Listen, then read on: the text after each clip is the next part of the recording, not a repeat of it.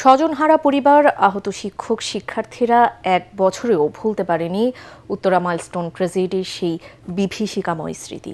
নিহত শিক্ষার্থীদের স্মরণে মিলাদ ও দোয়া মাহফিলের আয়োজন করে কলেজ কর্তৃপক্ষ। হারানোর বেদনা প্রতিটি মুহূর্তে তাড়া করে বেড়ায়, এমনটাই জানালেন নিহতের স্বজনরা। ঐশী গোস্বামী প্রমার রিপোর্টে বিস্তারিত। একটি বছর কেটে গেলেও উত্তরা মাইলস্টোন ট্র্যাজেডির সেই কালো দিনটির কথা ভুলতে পারেনি স্বজন, অভিভাবক, শিক্ষক ও শিক্ষার্থীরা। অশ্রুসিক্ত নয়নে নিহতদের আত্মার মাগফিরাত কামনায় আয়োজন করা হয় দোয়া মাহফিলের। এতে অংশ নেন স্বজনহারা পরিবার, শিক্ষক, সহপাঠী। আমার মাথায় তখন একটাই চিন্তা, আমার বোন কই? আমার বোন সেদিনকে ওই বিল্ডিং এর ভিতরে আটক হয়েছিল। সে আমার কাছে যখন আসে তার হাতগুলো পুড়ে, তার চামড়াগুলো খুলে খুলে আসছিল।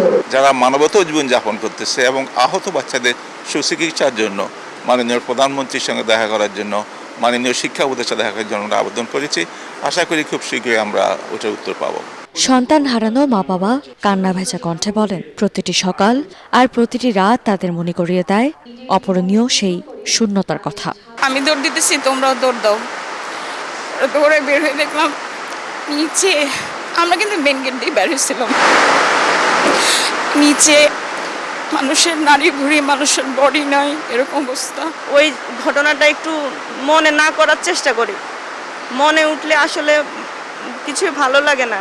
সরকারের উচিত বাচ্চাদেরকে প্রত্যেকটা স্কুলে নিরাপত্তার মতো ব্যবস্থা রাখা এবং আমাদের বাচ্চাগুলোর জন্য অবশ্যই যেন পুনর্বাসনের ব্যবস্থা করে। শোকের এই দিনে আবারও ভারী হয়ে ওঠে স্বজনদের হৃদয়, আর নতুন করে উচ্চারিত হয় একটাই প্রার্থনা, কোনো বাবা মাকে যেন আর এভাবে সন্তানের কবরের পাশে দাঁড়াতে না হয়।